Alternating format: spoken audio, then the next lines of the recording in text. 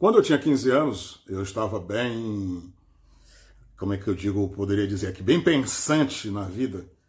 E eu sempre tive assim uma natureza pensante muito ampla e analisar pontualmente e levar para o macro, sabe? Na possibilidade de transformação, como aquilo seria se fosse de uma outra maneira. E basicamente eu usava muito o resultado da minha família, do meu pai, minha mãe e meus irmãos, se havia mesmo ali uma possibilidade de mudança, porque eu via situações muito difíceis, né? Então, assim, acho que foi em 89, em maio de 89, a minha casa caiu, a casa do meu pai caiu, ele tinha acabado de fazer a casa, né, com o dinheiro do trabalho dele, e eu vi, poxa, como estava tudo alegre, tinha sido tudo, como é que eu posso dizer, resolvido de um momento, aquilo que a gente passava, a casa vai e cai. E uma erosão, né? A casa caiu em Salvador.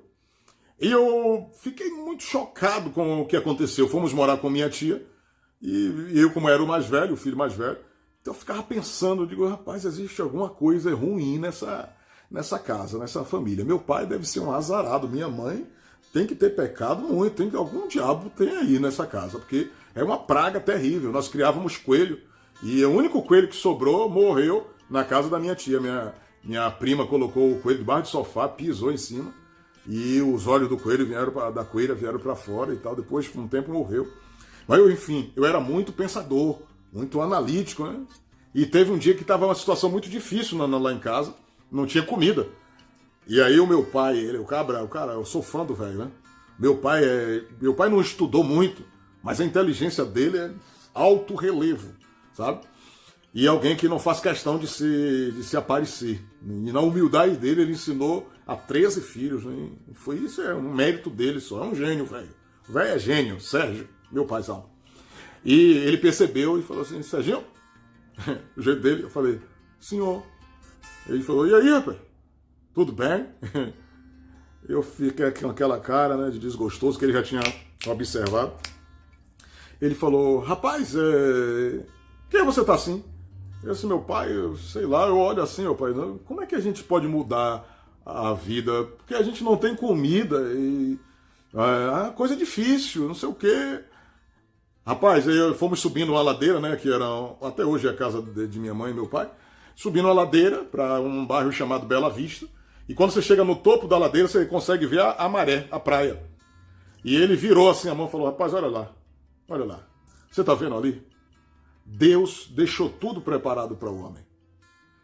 Ali você pode arrumar um barco e ir pescar, pode arrumar um jereré, né, um método de pesca também lá em Salvador. Você pode arrumar umas tripas de galinha, amarrar em um langanho ali e ir pegar siri na maré. Deus deu tudo para o homem. Você não precisa ficar, a gente não precisa ficar desesperado. E depois disso, depois dessa época, meu pai realmente começou a pescar bastante, usando o barco de muitos amigos, canoa do irmão Edivaldo, ia pescar com outras pessoas. Eu já fui pescar com ele também. Ele me ensinou, pesquei o primeiro peixe da minha vida com ele, e ele ficou ali do meu lado, comemorou muito a minha primeira pesca de um peixe vermelho, né? E eu não entendia até então que o meu pai era um grande formador de caráter, um grande formador de pessoas para ver o mundo. Eu não entendia isso, jamais, né? Hoje sim eu já entendo. E ele, quando ele viu eu pescar o peixe se embolou todo na linha. E eu estava assustado, porque eu nunca tinha visto um peixe vir assim, né? E o bicho vinha tremendo e tal. E ele pegou o peixe, ficou rindo, né? Segura o peixe, Serginho, segura o peixe. E desenrolou aquela linha ali, o peixe todo enrolado em balsa. E eu meio que assustado. Rapaz, o velho é um formador, porque ele me fez segurar, eu tremendo de medo, me segurar na goela do peixe, né? E tirar o anzol de dentro da boca do bicho, o bicho abrindo a boca e eu assustado. Rapaz, eu disse, puxa, que legal, experiência positiva. Aquilo, depois ele me explicou que você tendo um terreno e você comprando algumas galinhas, você plantando e fazendo sua própria forma de viver, você não viveria desesperado. Eu sei que para alguns essa visão simplista é muito pastoril, né? É muito arcadista. E de fato eu sou mesmo um pensador, não acredito que o mundo tem que ser completamente idílico, mas sou um fã da vida no campo, gosto de ver esse desenvolvimento não pressionado por um sistema de respostas imediatas, sabe, que oprime a mente humana. Então eu gosto do verde, eu acho legal. Eu queria ter na vida simplesmente um lugar para repousar, um lugar de mato verde para plantar e para colher, ter uma casinha branca de varanda, um quintal e uma janela para ver o sol nascer. Acho uma visão perfeita da vida. Embora eu saiba que a cidade tem que se desenvolver por um lado, um campo tem que se desenvolver para o outro, mas o campo é o que alimenta a cidade, o problema é o campo vindo para a cidade. Esse é um tema até, inclusive, de um livro que eu queria escrever, e o campo foi para a cidade e trouxe as doenças de volta para o campo, né? Mas não tenho, assim, possibilidade de escrever, aprofundar tanto, porque isso demanda tempo. Mas eu estou aqui nesse vídeo apenas para trazer uma forma de análise da vida e que eu percebo que as pessoas não têm essa informação que meu pai tinha. Falar do velho é complicado. Mas essa informação formou a minha vida, formou o meu entendimento, me fez entender e não ser assim sugado pela turbina, né, do frenesi de desenvolvimento obrigatório, respostas rápidas e imediatas para não ficar para trás. Não. Este ensinamento do meu pai me deu uma riqueza terrível. Porque hoje eu posso pegar qualquer barco a remo e sair remando até o meio do mar, até um lugar onde eu acho que possa pescar de dia ou de noite, sabe? Lançar uma linha ou uma rede, pescar o peixe, no mar que Deus criou, sem morrer e sem ficar preocupado em morrer de fome. Eu posso ter um terreno e comprar, e você também, né? E comprar umas cabeças de galinha. E sabe onde foi que eu acordei? Em uma cidade chamada Nacala Porto, em Moçambique. Um rapaz, né, membro da igreja, que eu sou pastor, pediu para mim: pastor,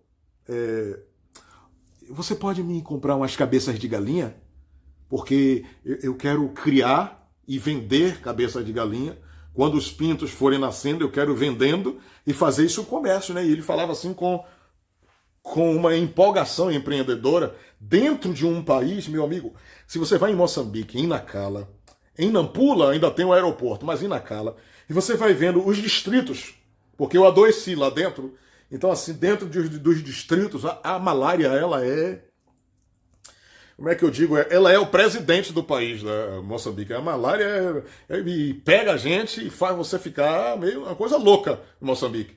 Tem os locais que ainda tem aquele saneamento, né? Mas a maioria do país é um país selvagem, é um estado selvagem. E, enfim, esse rapaz chamado Zito me falou sobre isso. Se eu poderia dar uma ajuda financeira a ele para ele comprar essas cabeças de galinha, e automaticamente minha mente ligou lá em 91, 92, ano de 92, quando meu pai conversou comigo sobre essa questão de eu ser proativo. Então, o culpado é o velho, é meu pai. Ele me ensinou a ser proativo e eu gostaria de ter a oportunidade de abrir a mente de algumas pessoas. Porque em Moçambique tem terrenos enormes lá. E as pessoas moram numa casinha de sapê, sabe? Às vezes uma casa bem... Bom, deixa pra lá. Mas um terreno enorme que não é plantado nada. Tem muito capim, muito mato. Mas não tem nada plantado no terreno. Não tem uma galinha, não tem nada.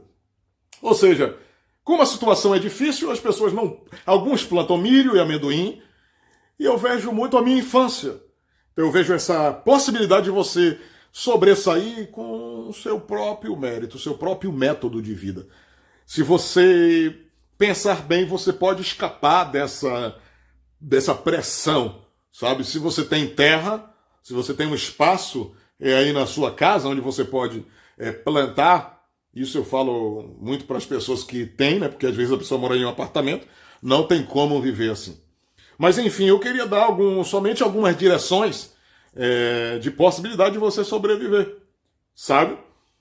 Depois dessa era, eu, Celso e Celielso, meus 3 irmãos, eu e mais 2 irmãos, fomos vender na rua. vender chocolate, vender salgado, pastéis. Meu pai vendia saco de leite também, enorme, né? E vendia aquele leite na frente do supermercado, fazendo concorrência. Enfim, esse espírito de proatividade, de luta, é o que me tirou de ser sugado pelo discurso de excluído da sociedade e tender para a criminalidade. Por que eu estou falando sobre isso?